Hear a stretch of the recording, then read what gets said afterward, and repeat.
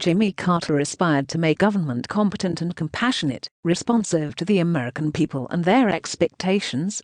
His achievements were notable, but in an era of rising energy costs, mounting inflation, and continuing tensions, it was impossible for his administration to meet these high expectations. Carter, who has rarely used his full name James Earl Carter Jr., was born October 1, 1924, in Plains, Georgia. Peanut farming, talk of politics, and devotion to the Baptist faith were mainstays of his upbringing. Upon graduation in 1946 from the Naval Academy in Annapolis, Maryland, Carter married Rosalind Smith. The Carters have 3 sons: John William, Jack, James Earl III, Chip, Donald Jeffrey, Jeff, and a daughter, Amy Lynn. After 7 years' service as a naval officer, Carter returned to Plains. In 1962 he entered state politics, and 8 years later he was elected governor of Georgia.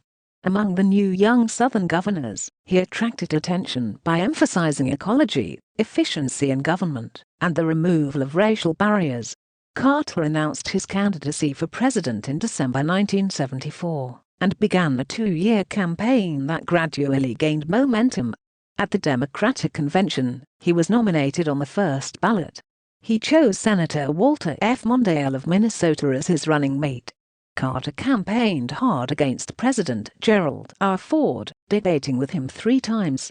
Carter won by 297 electoral votes to 241 for Ford. Carter worked hard to combat the continuing economic woes of inflation and unemployment. By the end of his administration, he could claim an increase of nearly 8 million jobs and a decrease in the budget deficit, measured in percentage of the gross national product. Unfortunately, inflation and interest rates were at near record highs, and efforts to reduce them caused a short recession. Carter could point to a number of achievements in domestic affairs. He dealt with the energy shortage by establishing a national energy policy, and by decontrolling domestic petroleum prices to stimulate production. He prompted government efficiency through civil service reform, and proceeded with deregulation of the trucking and airline industries. He sought to improve the environment. His expansion of the national park system included protection of 103 million acres of Alaskan lands. To increase human and social services, he created the Department of Education, bolstered the Social Security system, and appointed record numbers of women, blacks, and Hispanics to government jobs. In foreign affairs, Carter set his own style. His championing of human rights was coldly received by the Soviet Union and some other nations. In the Middle East, through the Camp David Agreement of 1978, he helped bring amity between Egypt and Israel. He succeeded in obtaining ratification of the Panama Canal Treaties.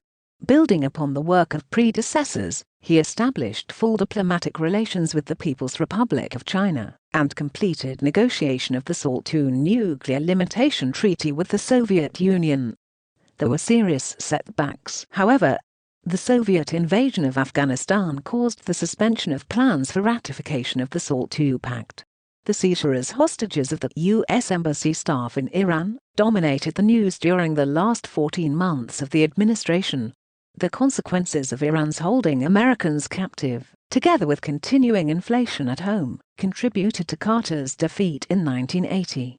Even then, he continued the difficult negotiations over the hostages. Iran finally released the 52 Americans the same day Carter left office.